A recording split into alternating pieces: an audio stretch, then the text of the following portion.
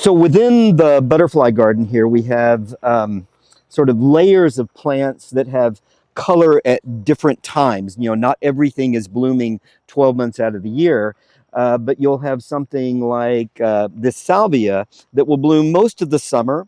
Sometimes it gets a little tired and we'll cut it back and it'll flush again. Mexican mint marigold or Tagetes lucida only blooms late in the spring and late in the fall. But it has a really nice, beautiful, brilliant yellow color, and it is actually edible. It's sometimes called Texas tarragon. It has this wonderful anise-like scent to it, but the butterflies also like it. Its blooming is sensitive to the number of hours in the day. So if the number of hours is 12 hours of daylight and 12 hours of darkness, that's when it triggers its best bloom. So that'll be like starting in March, April, and into May, and then again October, November. And then we have another Tagetes called a Copper Canyon daisy that has a likewise similar bloom period, although it triggers more in the fall than it does in the spring. We also have some parsley that is starting to bloom here, and parsley is a host plant for swallowtails.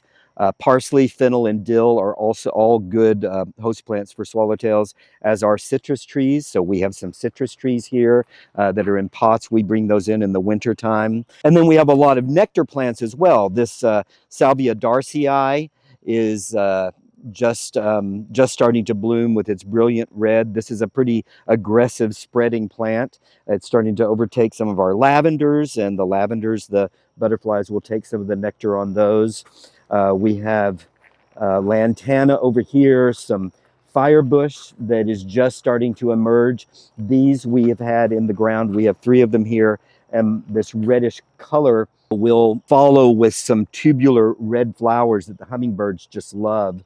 And these plants will be 5 times the size that you see right now. They'll be as tall as you can reach, and they will be spilling out into the walkway where I'm standing by the end of the summer and into October and November. Very impressive, and they're sort of like the anchors for the garden when we have here. So a plant like that, you really have to give it some room. But it has been growing for 25 years, so give it some credit there.